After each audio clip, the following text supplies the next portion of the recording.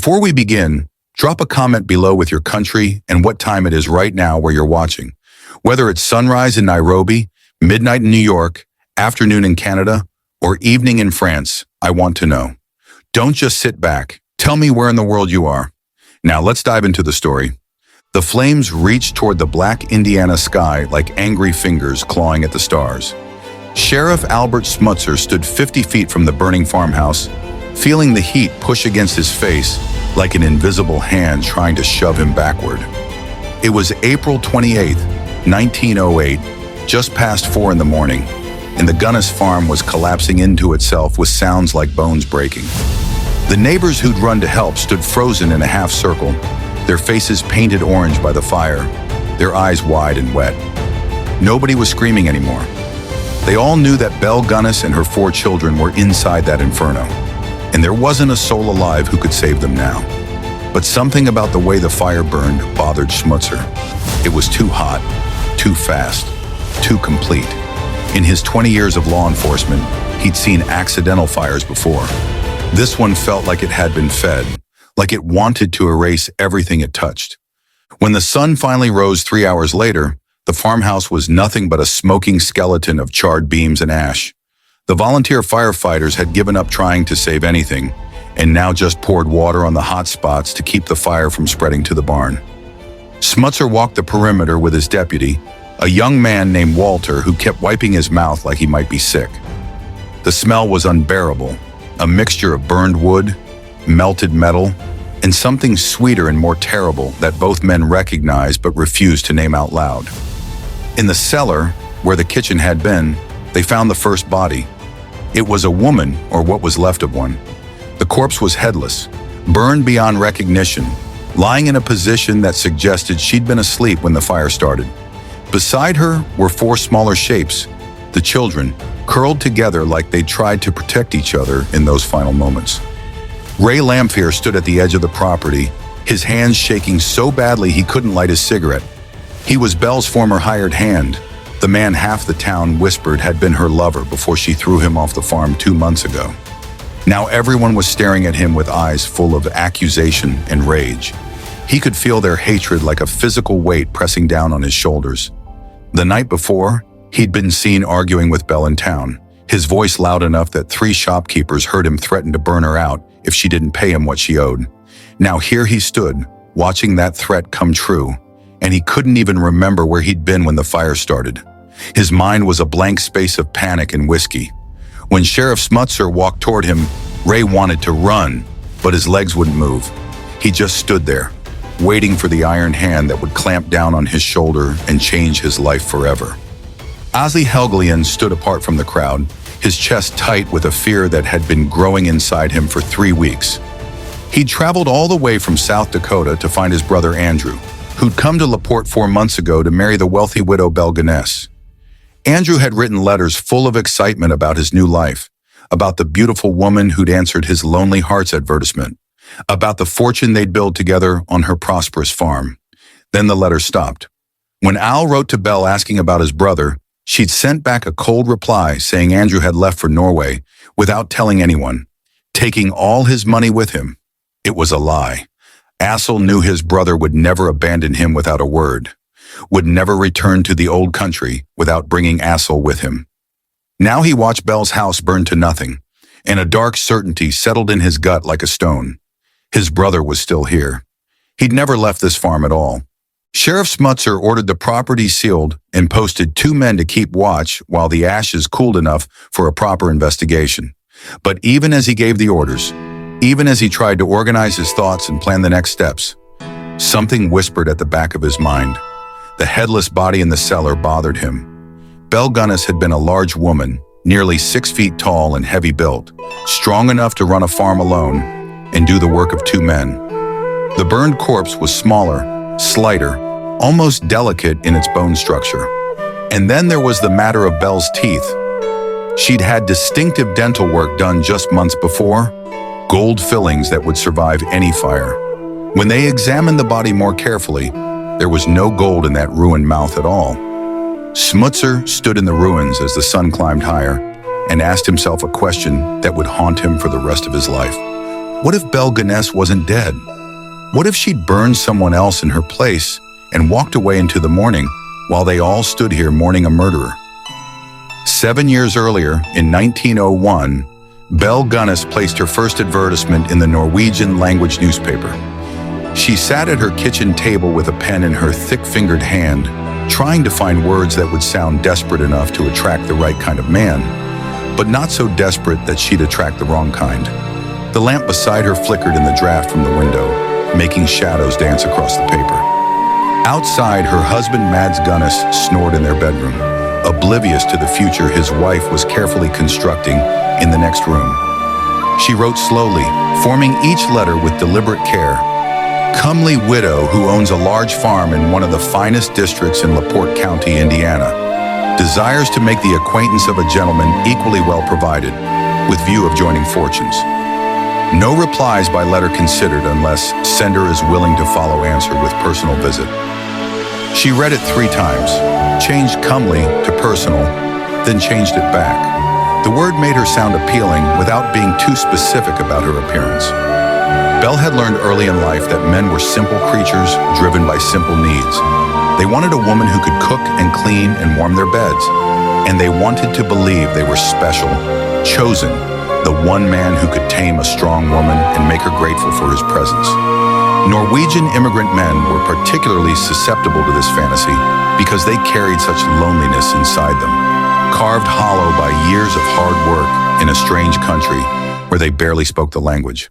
They'd saved their money for decades, living in boarding houses and eating cheap food, dreaming of the day they could finally have what their fathers and grandfathers had in the old country: a wife, a farm, a legacy.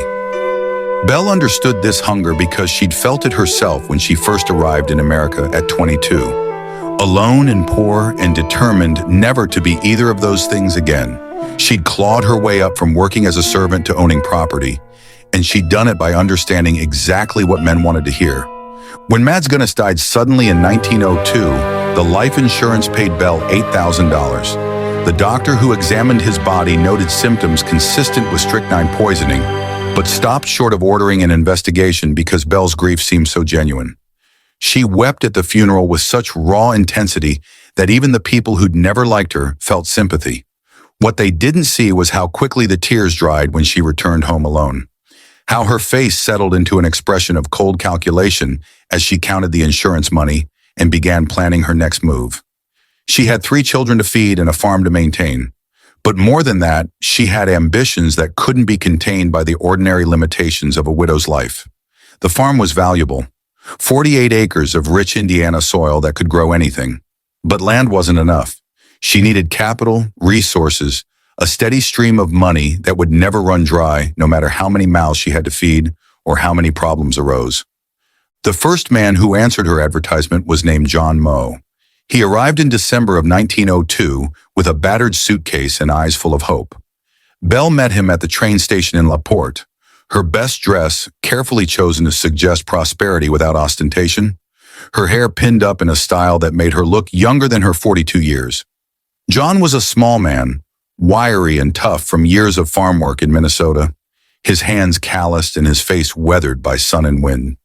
He'd brought $700 in cash, his entire life savings, carried in a leather pouch tied to his belt under his shirt. Belle could see the shape of it pressing against the fabric as he walked, and she felt a warm satisfaction spread through her chest. This was going to work even better than she'd imagined. She smiled at John with genuine warmth and took his arm as they walked to her wagon, talking easily about the farm and the weather and the bright future they'd build together. John Moe lasted 3 weeks. He wrote 1 letter to his brother back in Minnesota, describing Belle as a wonderful cook and a strong woman who knew how to run a farm properly. He mentioned that they'd be married as soon as the arrangements could be made, and that his brother shouldn't worry because he'd finally found a place where he belonged. The letter arrived on January 8th, 1903. On January 14th, John's brother wrote back with questions about the wedding date and asking for Belle's full name so he could send a gift. The letter was returned 2 months later, marked addressee unknown. John Moe was never seen alive again. His body went into a shallow grave near the hog pen covered with quicklime that Belle had purchased from the hardware store in town, explaining to the clerk that she needed it for pest control.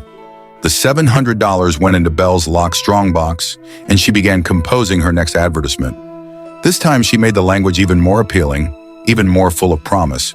She was learning what worked and what didn't, refining her technique like a craftsman perfecting a skill. The Gunness farm sat 3 miles outside LaPorte proper, positioned on McClung Road where it curved around a small creek that never fully dried even in the driest summers. From the road it looked like prosperity itself. A 2-story white farmhouse with green shutters, a large barn painted red with white trim, chicken coops and pig pens arranged in neat rows, and fields that stretched toward the horizon in orderly lines of corn and wheat. Belle kept everything maintained with obsessive precision. The fences were always mended, the paths were always clear of weeds, and the house was painted fresh every 3 years without fail. Neighbors who drove past often remarked to each other how impressive it was that a widow could keep such a large operation running so smoothly. What they didn't know was that Belle's success had nothing to do with farming and everything to do with a much darker harvest that she gathered in the privacy of her property, where no curious eyes could see. Inside the house, Belle's 3 daughters moved through their daily routines with the careful silence of children who'd learned not to ask questions. Myrtle was 14, Lucy was 12, and little Jenny was 10. They cooked and cleaned and did their schoolwork without complaint, speaking to their mother in respectful tones and never mentioning the men who came to visit and then disappeared. Belle had trained them well, teaching them that family business stayed within family walls and that the outside world didn't need to know anything about what happened at home. The girls slept in one room on the 2nd floor, their mother in another, and the hired hand in a small room off the kitchen. When visitors came, Belle would sometimes send the girls to stay with neighbors for a few days, explaining that she needed privacy to conduct business matters. The neighbors thought this was perfectly reasonable and never questioned what kind of business required that much privacy. Ray Lamphere had worked for Belle for 2 years before their relationship became something more complicated than employer and employee. He was a lean, nervous man with a drinking problem and a talent for avoiding steady work. The kind of person most farmers wouldn't hire because he'd disappear for days on drinking binges and return with elaborate excuses. But Belle seemed to see something in him that others missed, or perhaps she just needed someone she could control completely.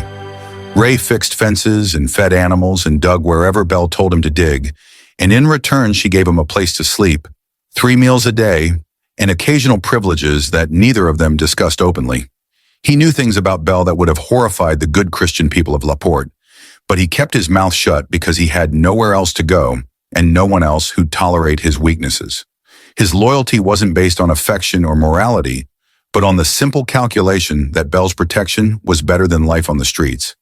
The men who came to the farm arrived with dreams as big as the sky and left their bones in Indiana soil. They came from Chicago and Minneapolis and Milwaukee and distant places like New York and Pennsylvania, all responding to variations of the same advertisement Belle placed in Norwegian newspapers across the country. Some were older men seeking a comfortable retirement with a capable woman. Some were younger men hoping to start fresh after failures in their previous lives. All of them brought money, as much as they could scrape together, because Belle's advertisements made it clear that she was looking for a man equally well provided who could contribute financially to their joint future. She was particular about this requirement, gently but firmly turning away anyone who showed up without sufficient funds. The ones who met her standards would stay for a few days or a few weeks, long enough for Belle to assess exactly how much money they had and whether anyone back home would come looking for them if they disappeared. Asla Helgalian's brother Andrew had been one of the most promising prospects Belle had encountered. He'd written to her in December of 1907, his letter formal and hopeful, explaining that he was a 42-year-old bachelor from Aberdeen, South Dakota, who'd saved nearly $3,000 and was ready to settle down with the right woman. His photograph showed a solid, respectable man with clear eyes and a neat beard, the kind of man who'd spent his life doing everything properly and now wanted his reward. Belle's response was warm and encouraging, filled with details about her farm and her children and her vision for a partnership built on mutual respect and shared goals. They exchanged 6 letters over 2 months, each one deepening the connection building the foundation of a relationship that existed entirely in words on paper. In January of 1908, Andrew withdrew his life savings from the bank, told his brother Assel he was going to Indiana to marry a wonderful woman, and boarded a train that would carry him toward a grave he didn't know was waiting. He arrived at the Gunness farm on January 3rd. He never left. Sheriff Smutzer had a filing cabinet in his office containing reports of missing men that stretched back 5 years. He'd never thought much about them individually because men went missing all the time in America in the early 1900s. They'd hop trains to find work in other states. They'd get drunk and fall in rivers. They'd decide to start over somewhere new without telling anyone. The country was big enough that a man could disappear into it like a stone dropped into an ocean, leaving barely a ripple behind. But now, standing in his office 2 days after the fire with the cabinet drawer open, Smutzer started seeing connections that made his skin go cold. 12 missing men in 5 years, all Norwegian immigrants, all last seen in or around LaPorte. All of them had told family or friends they were coming to meet a widow named Belle Gunness. The earliest report was from 1903, filed by a woman in Chicago whose brother Ole Budsberg had traveled to LaPorte to meet a widow he'd been corresponding with. He'd carried $800 in cash and promised to write as soon as he arrived. That was July of 1903. By October, when still no letters had come, his sister contacted the LaPorte authorities asking for help finding him. Smutzer's predecessor had made a half-hearted attempt at investigation, visiting the Gunness farm and speaking with Belle, who explained that Ole had indeed visited, but had stayed only 2 days before deciding they weren't compatible. He'd left on the morning train, she said, heading back to Chicago. The sheriff had accepted this explanation because Belle seemed credible and because there was no evidence suggesting anything criminal had occurred. The sister filed a formal missing person report, but without any leads or witnesses, the case went nowhere.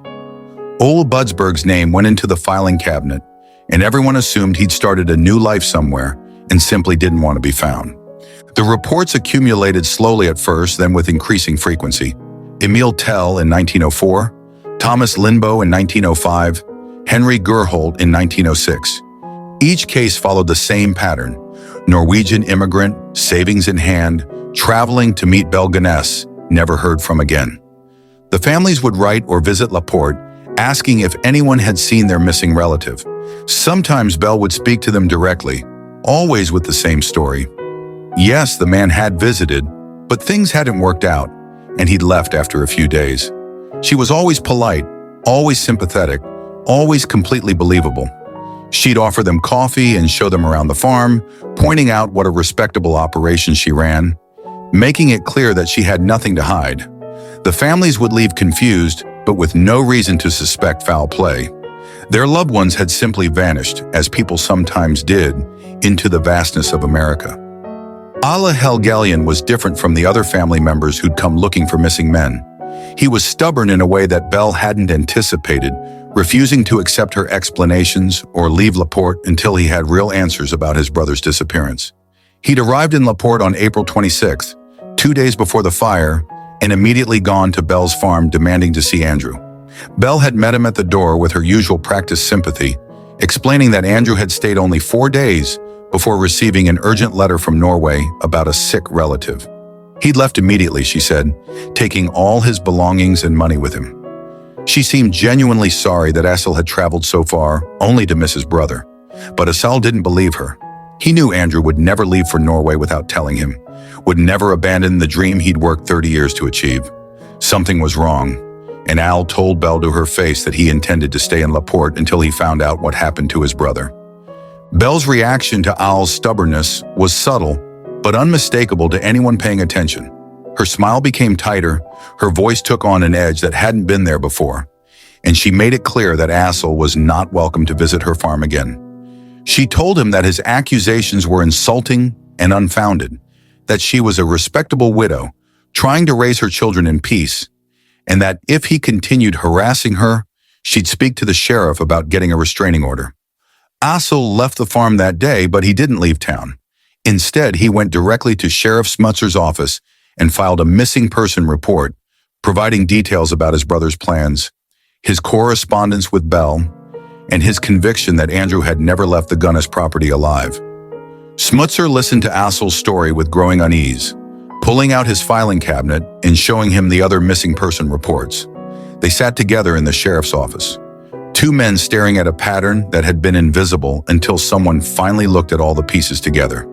That was April 27th. The next night, Belle's house burned to the ground.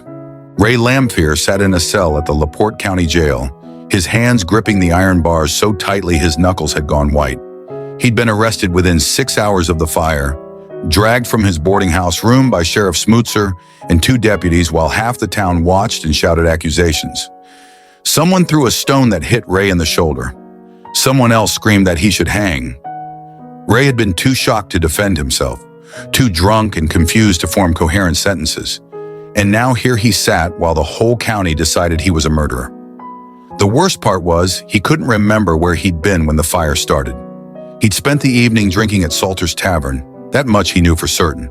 But after that, everything became a blur of whiskey and anger and walking through dark streets. He might have gone to Belle's farm. He might have stood outside looking at the house, remembering all the times she'd used him and then thrown him away like garbage. But he didn't set any fire. He was sure of that, almost sure. The evidence against Ray was circumstantial but damning in its accumulation. Multiple witnesses had heard him threaten Belle 2 days before the fire, his voice carrying through the streets of LaPorte. "I'll burn you out if you don't pay me what you owe."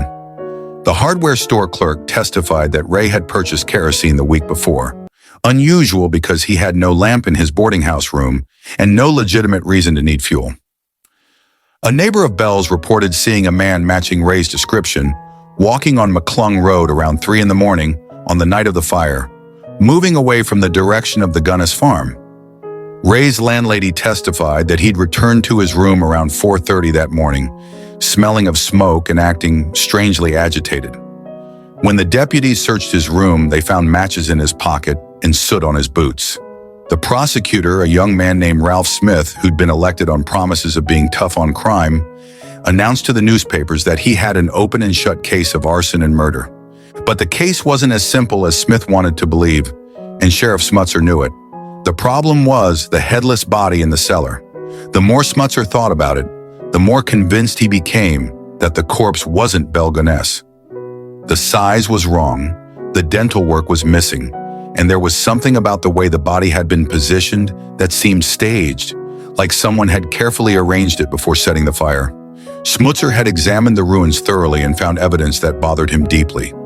The fire had started in multiple places simultaneously, a classic sign of arson, but the burn patterns suggested the fires had been set from inside the house, not outside. If Ray Lamphere had set the fire, he would have had to break into the locked house, set fires in the kitchen and parlor and upstairs bedrooms, then escape without anyone seeing him. It was possible, but it required a level of planning and sobriety that Ray simply didn't possess. The man was a drunk who could barely organize his thoughts enough to feed chickens, let alone execute a complex arson scheme. Al Helgalian visited Ray in jail 3 days after the arrest. It was an unlikely meeting, the brother of a missing man speaking with the accused murderer. But Owsley had started to piece together a theory that made Ray more useful as a witness than as a suspect. He sat across from Ray in the jail's visiting room, studying the man's trembling hands and red-rimmed eyes, and made a decision. "I don't think you killed Belle," Al said quietly. "I think Belle killed my brother, and then she killed herself and her children when she knew I was going to expose her." Ray looked up with an expression of such profound relief that it was almost painful to witness. For 3 days he'd been drowning in guilt and fear and confusion, not knowing if he'd committed murder while blackout drunk. Now here was someone offering him a lifeline of possibility. "But I think you know things," Al continued. "Things about what happened on that farm, things Belle made you do. And if you want any chance of saving yourself, you're going to tell me everything." What Ray told Assel over the next 2 hours would eventually become the foundation of the prosecution's case, though not in the way anyone expected. He described years of watching men arrive at the farm and then disappear. He described the sounds he sometimes heard in the middle of the night, sounds like digging or dragging heavy objects. He described the way Belle would send him into LaPorte on errands that kept him away from the farm for whole days, and how when he returned, there would be fresh dirt in the garden or near the hog pen, places where nothing had been planted but the soil looked recently disturbed. He described finding pieces of bone in the hog pen that looked too large to be animal bones, and how when he mentioned it to Belle, she laughed and told him he was seeing things that weren't there. He described the strongbox Belle kept hidden in her bedroom, how heavy it was when he accidentally stumbled against it while moving furniture, heavy enough to be filled with gold or silver or cash. Most importantly, he described Belle's reaction when Al came to the farm asking about his brother. She'd been frightened, Ray said, truly frightened in a way he'd never seen before. And the next day she told Ray she wouldn't need his services anymore, that he should pack his things and leave and never come back to her property. That was 3 weeks before the fire, the moment when Belle started preparing her escape. On May 3, 1908, Sheriff Smutzer assembled a team of volunteers to begin excavating the Gunness property. Astley Helgelian had been relentless in his insistence that his brother's body was buried somewhere on the farm, and the accumulation of missing person reports had finally convinced Smutzer that a thorough search was necessary. 23 men showed up at dawn carrying shovels and picks, their faces grim with the knowledge of what they might find. The LaPorte newspaper sent a reporter and photographer to document the search, and by mid-morning a crowd of nearly 200 townspeople had gathered along the property's edge, watching in horrified fascination as the workers began systematically digging up Belle Gunness's carefully maintained grounds. The first place they searched was the hog pen, where Ray Lamphere had reported seeing suspicious bone fragments and where the soil showed signs of repeated disturbance. They found the first body 3 feet down, wrapped in burlap sacks and covered with quicklime that had partially dissolved the flesh, but left the skeleton intact. The dental work identified him as Ole Budsberg, the first man on Schmutzer's list of missing persons, the brother from Chicago who disappeared in 1903. His skull showed clear signs of blunt force trauma, a crushing blow to the back of the head that would have killed him instantly. In his rotted clothes, they found a wallet with identification papers and a photograph of his sister. The crowd that had gathered to watch went silent as the burlap was pulled back, revealing what was left of a man who'd come to Indiana seeking love and found death instead. Women covered their mouths, men removed their hats, and several people walked away, unable to stomach what was being uncovered. But the excavation team kept digging because if there was one body, there would be more. By sunset on that first day, they'd found 5 bodies in the hog pen alone. All men, all showing signs of violent death. The newspapers went wild with the story, printing extra editions with headlines like "Murder Farm Horrors Revealed" and "Widow's Garden of Death." Reporters from Chicago and Indianapolis descended on LaPorte, turning the small town into a circus of journalists, photographers, and sensation seekers. The hotel filled beyond capacity, with reporters sleeping 3 to a room or camping in tents on the edge of town. Telegraph operators worked around the clock, sending updates to newspapers across the country. Within 2 days, the Belle Gunness case had become one of the most famous murder investigations in American history, eclipsing everything except the most sensational crimes of the era. The excavation team grew to 40 men working in shifts, digging up the garden, the fields, the areas around the barn, anywhere the soil looked disturbed or suspicious. The bodies kept coming. They found them buried in rows like crops, carefully spaced and arranged with a precision that suggested Belle had been planning her farm's layout to accommodate her victims. Some bodies were complete, others had been dismembered with what appeared to be professional butchering skills, the pieces separated and buried in different locations.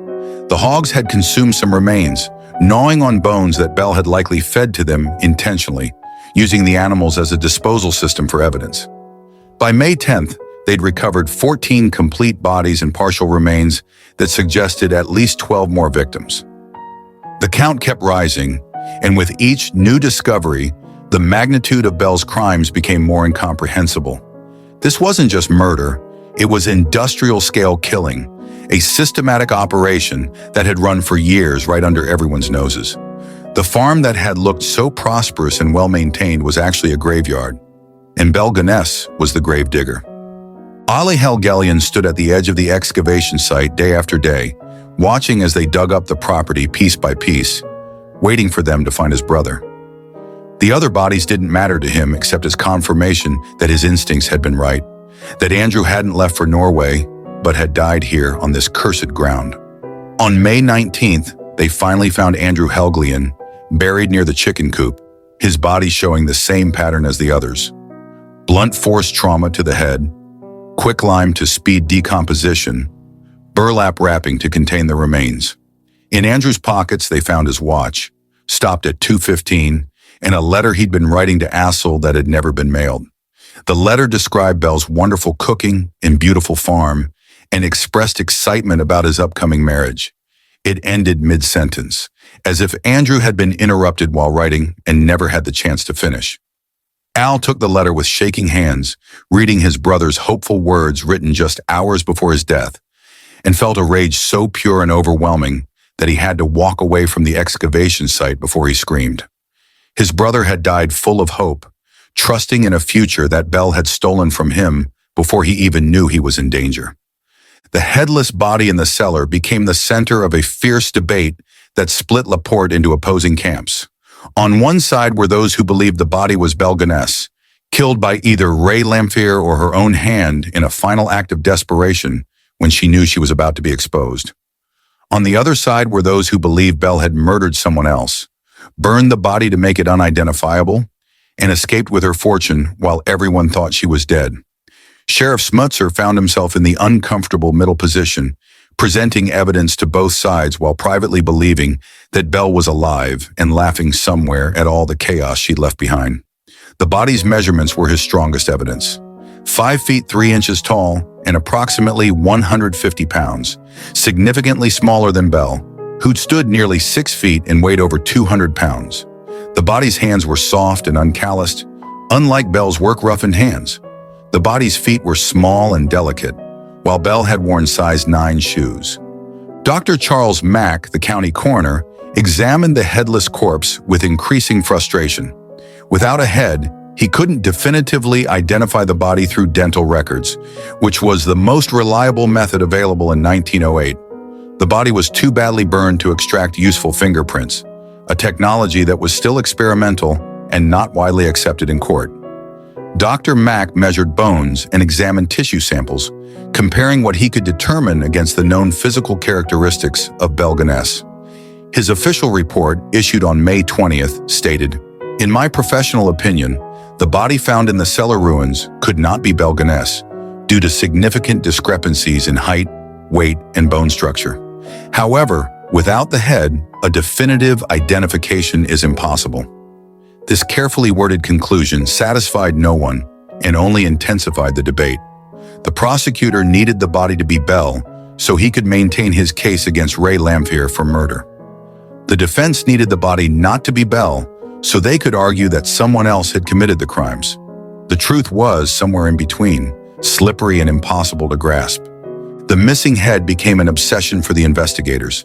They sifted through every piece of ash and debris from the burned house, examining each fragment with magnifying glasses and chemical tests, hoping to find bone or teeth that could be identified as belonging to the headless corpse. They dragged the creek that ran through Belle's property, thinking she might have thrown the head into the water. They searched the barn and outbuildings, dug up suspicious areas that hadn't been excavated yet, interviewed every person who'd been near the property in the days before the fire. Nothing turned up.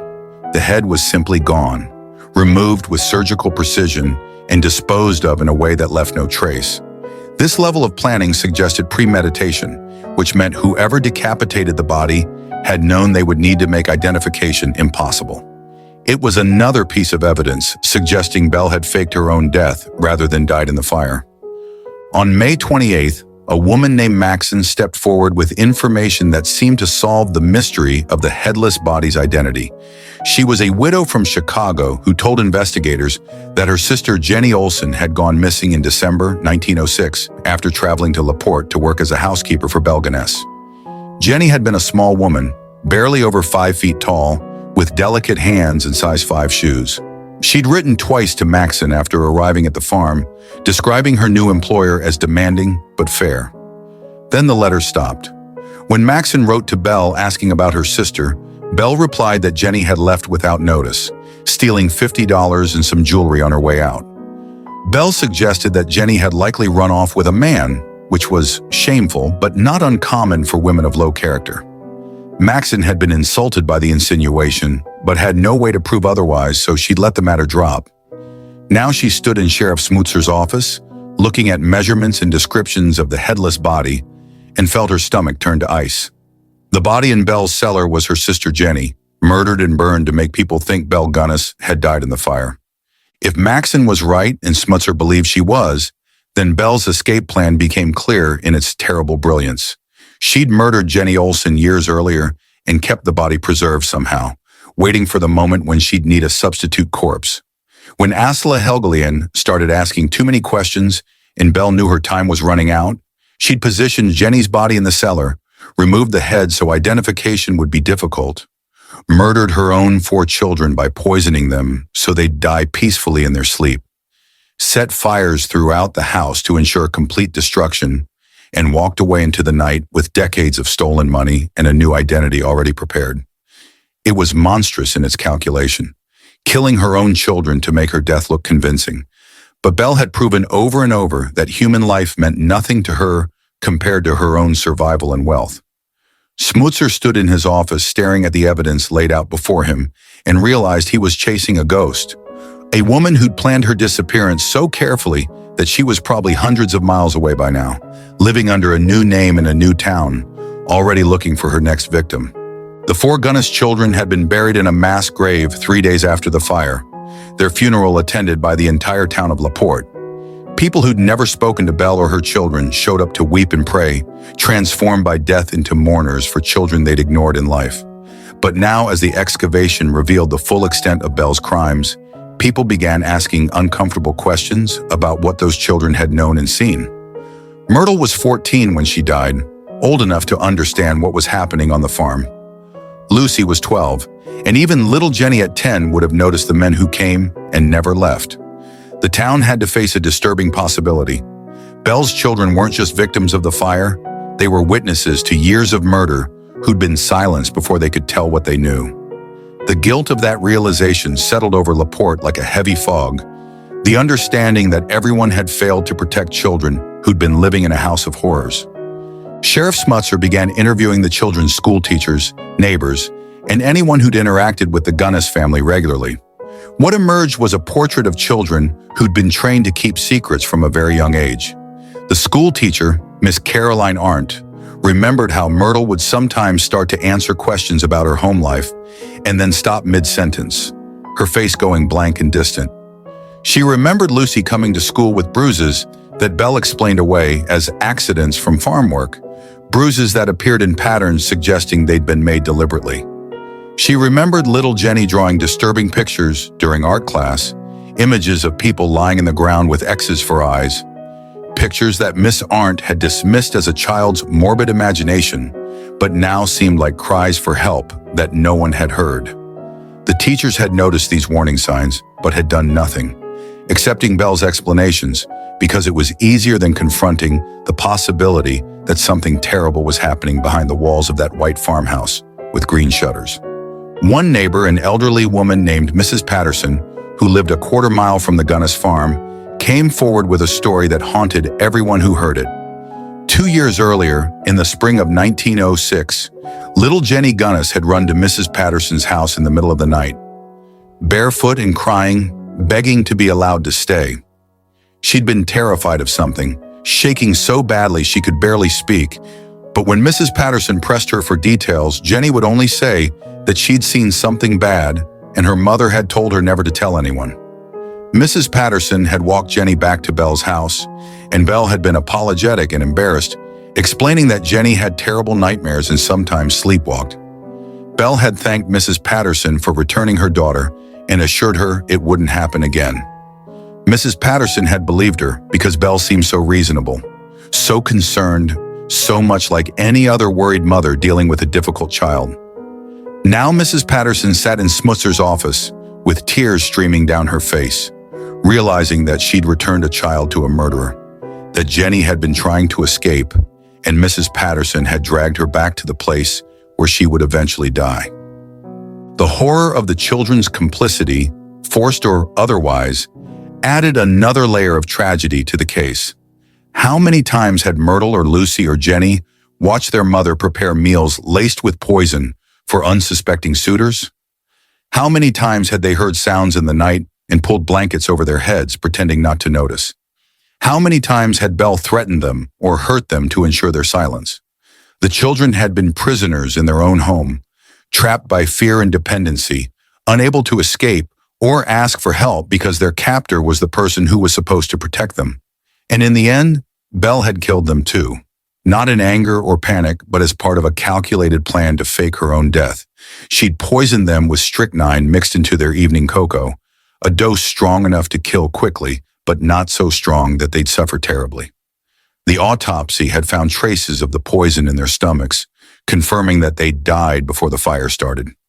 Belle had murdered her own children and then arranged their bodies in positions that suggested they died trying to protect each other from the flames, creating a final tableau of maternal tragedy that would make everyone believe she'd perished trying to save them. Ali Helgelian attended the children's funeral, even though he hadn't known them in life.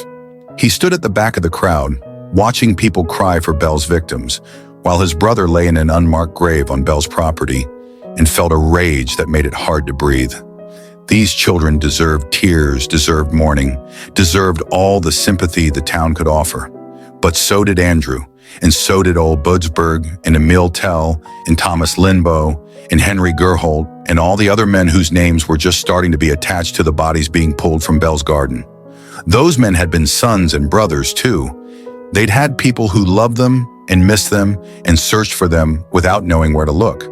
The difference was that people could feel sorry for children without having to admit their own failures.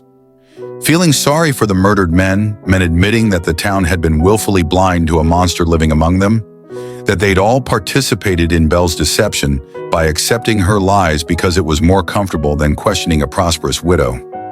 All left the funeral early, unable to stomach the performative grief of people who'd done nothing to help when help might have made a difference. He walked back to his boarding house and sat in his room, staring at the unfinished letter his brother had been writing, and made a promise to himself.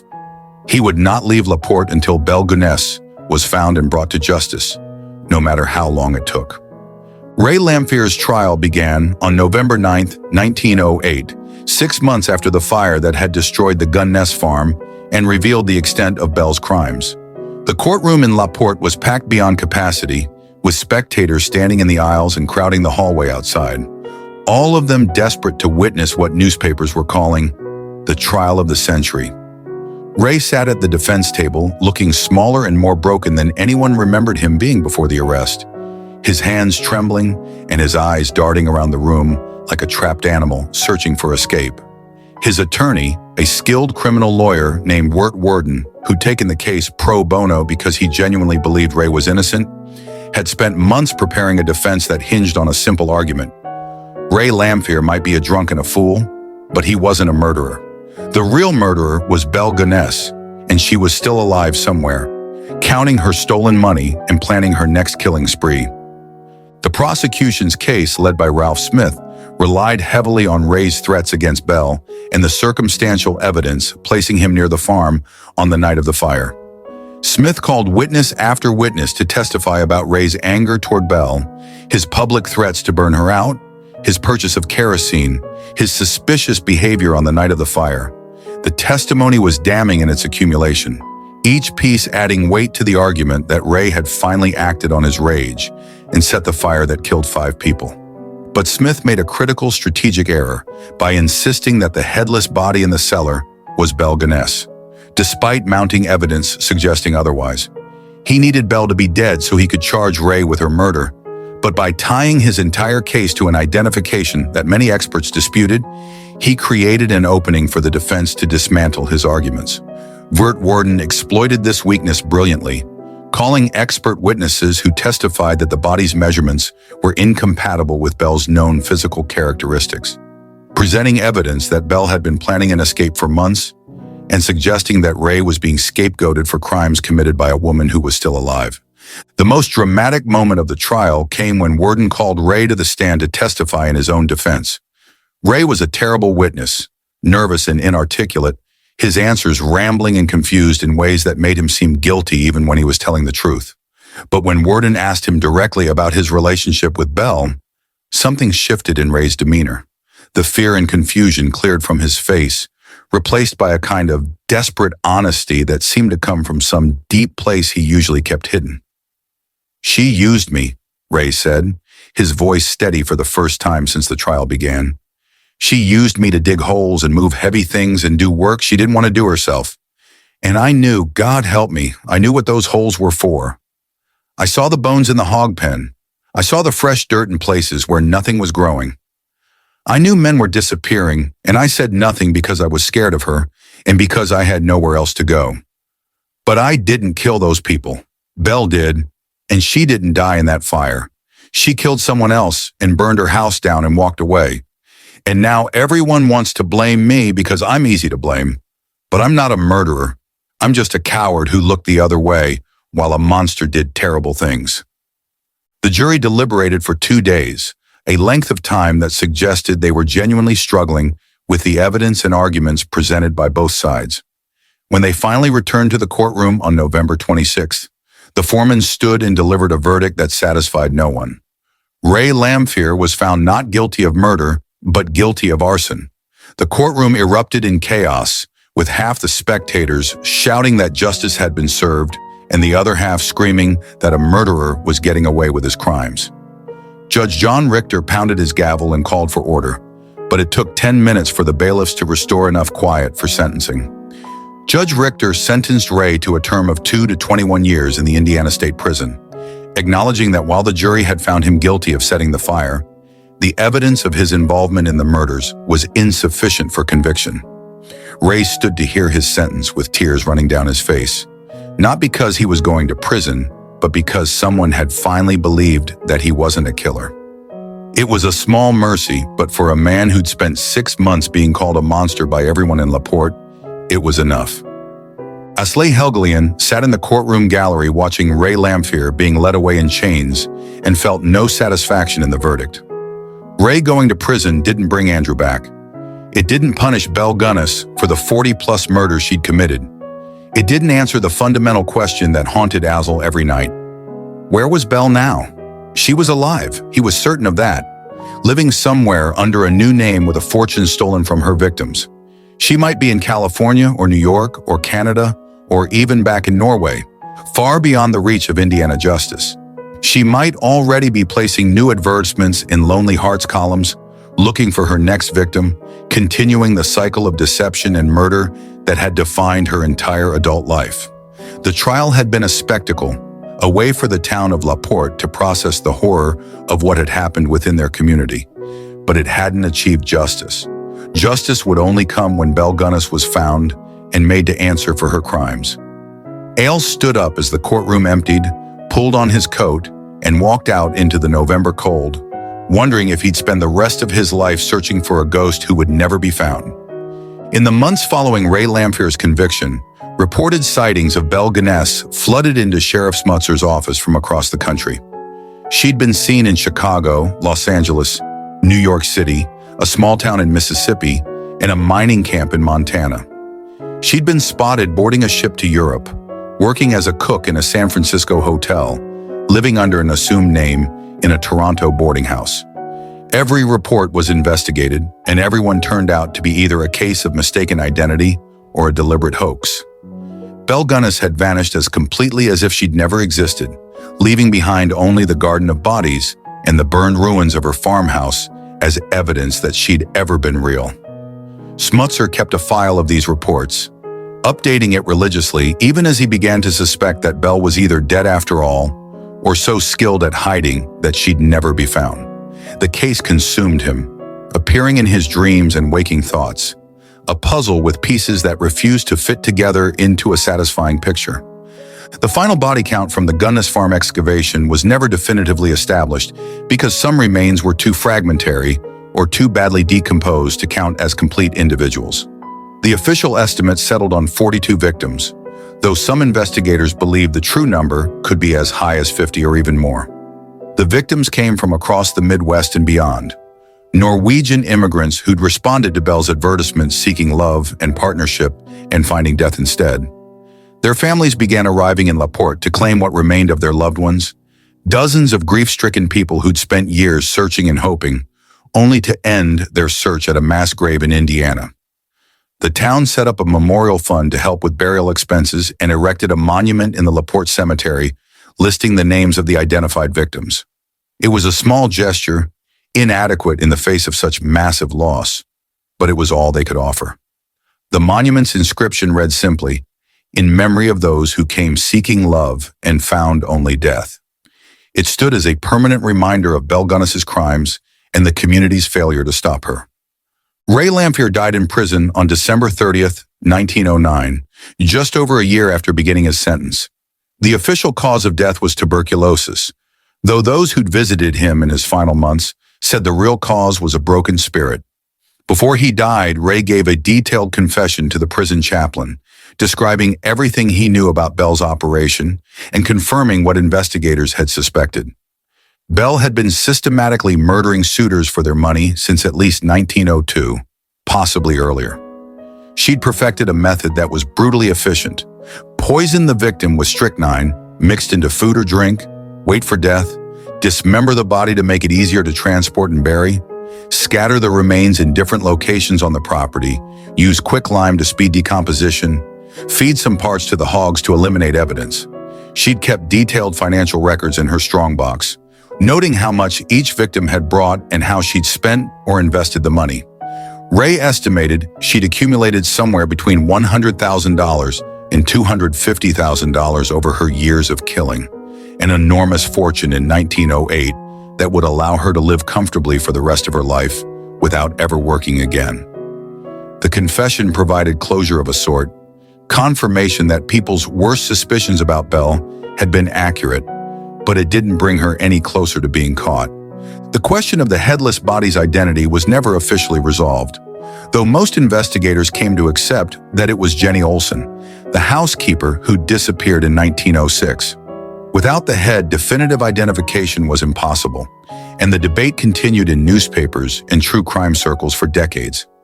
Some people insisted Belle had died in the fire, that the body's size discrepancy could be explained by heat shrinkage and measurement errors, that it was more comforting to believe she'd perished than to imagine her living free somewhere.